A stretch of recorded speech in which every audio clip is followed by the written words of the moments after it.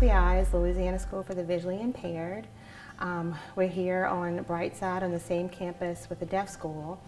And so students from the entire state of Louisiana can come to school here if they're blind or visually impaired and get some specialized training like Braille and O&M skills, and then your regular ed classes that you would get at any other school. But you're being taught by teachers who are certified to teach. They're called TVIs, Teacher of Visually Impaired Students. So right now we have about 53 kids, and they're from pre-K, start at age 3 years old, and they can go all the way up to high school graduates and to 22 years old here at our school. Well, everyone here at Louisiana School for the Visually Impaired has a visual impairment. You have to be legally blind to come to school here. We're 100% SPED. We offer everything like a one-stop shop for anyone who has a visual impairment. We have Tier 1 curriculum. We have expanded core curriculum where students learn the skills they need to be successful in life, like orientation and mobility, traveling skills, Braille, large print, assistive technology, whatever makes their lives easier. We have things called Braille note takers, which Braille students can use the Braille note taker to create their Braille materials, and it reads it back to them. They can edit it instead of having to write a Braille paper and then, like an old typewriter, have to rewrite the whole thing again instead of being able to edit in real time. We do living skills. How do you cook? How do you use the microwave? How do you use your stove? Wash clothes, make the bed. We do everything here that everyone else can do in the world. Like, we want our people to be independent. And October is Blind Sports Awareness Month. So we definitely have sports here at our school, but we also have a regular PE and adaptive PE. And everyone's always asking, well, how do you do that? And it's the same, but it's different.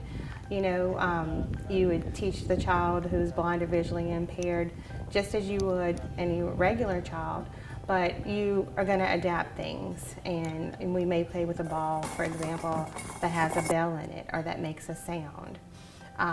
Or it may be a situation where you're really descriptive in the directions that you're given by telling the child, you're going to take 2 steps to the right or 2 steps to the left, or you're going to move forward or you're going to move back.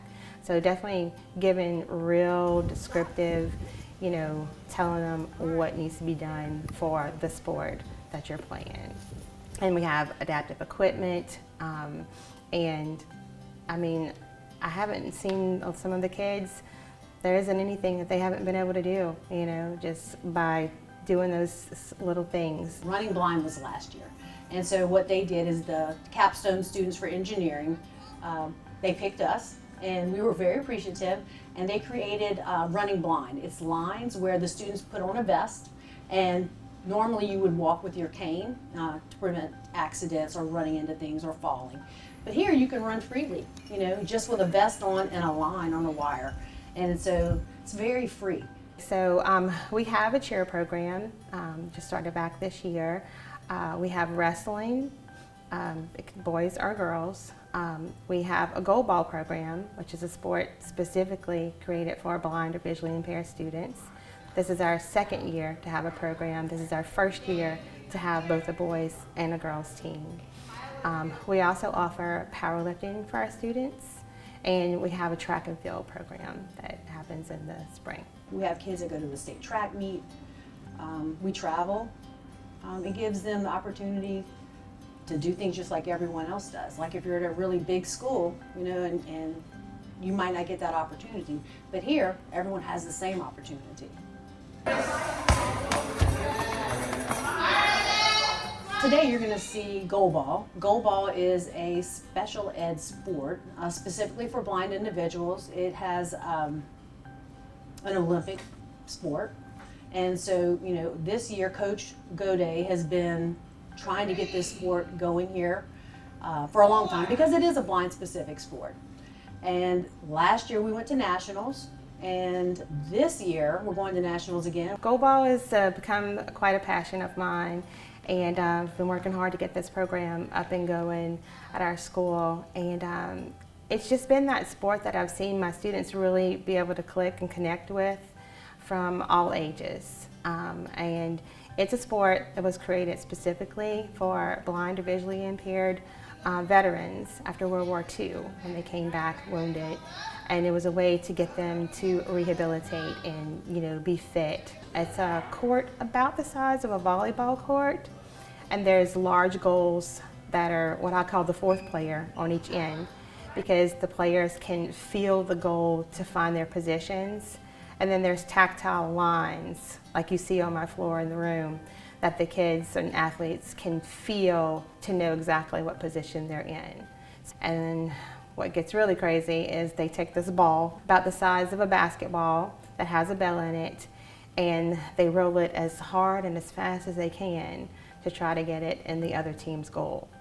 And then your job is to throw your body in front of it and block it and don't let it get in that goal. We travel to Texas next week for our first ever Youth Nationals competition.